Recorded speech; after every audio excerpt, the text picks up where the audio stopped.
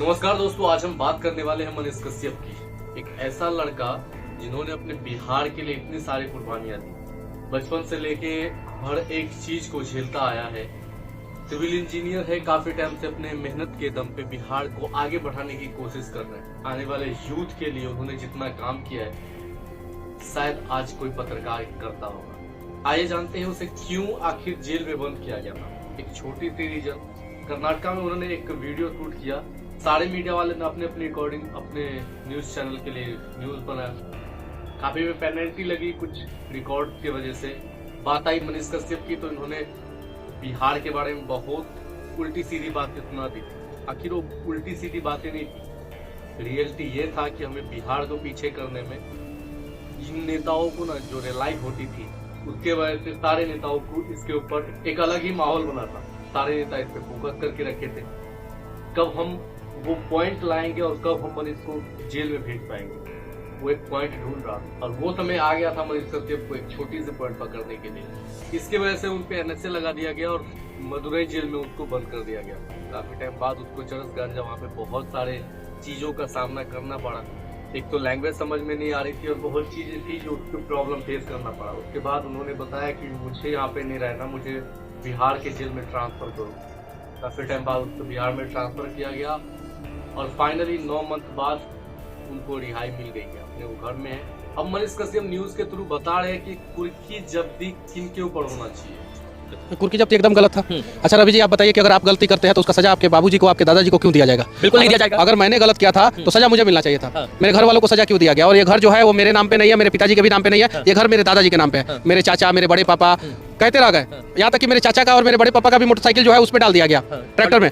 जबकि एक बात टू बी फ्रैंक मैं बोलूंगा कि चाचा का खाना अलग बनता है, बड़े पापा का खाना अलग बनता है, मेरा खाना अलग बनता है। मम्मी कभी कभी पापा के पास रहती है, कभी दिल्ली जाती है, तो हम लोग तीनों लोग अलग हो चुके हैं। ठीक है, 2 कमरा है, 3 भाई का, चाचा का 2, पापा का 2 और बड़े पापा का 2।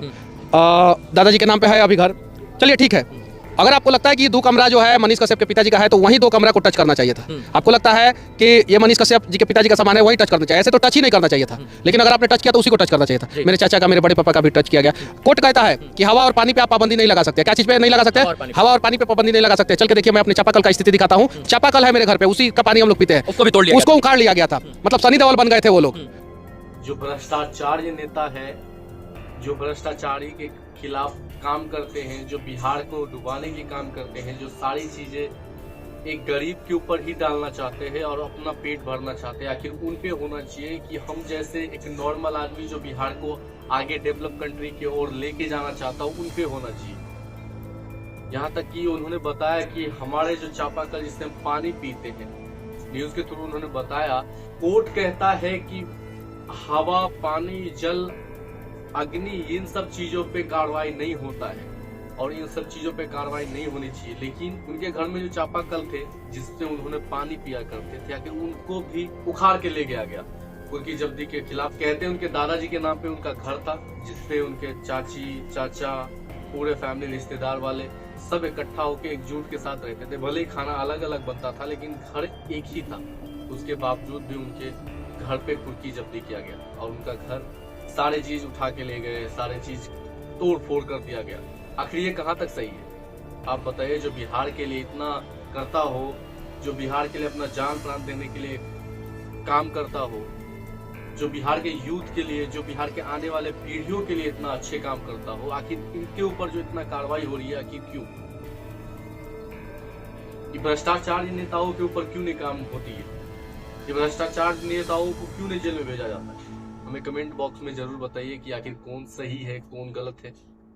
मिलते हैं अगले वीडियो में, तब तक के लिए बहुत बहुत धन्यवाद। नमस्कार।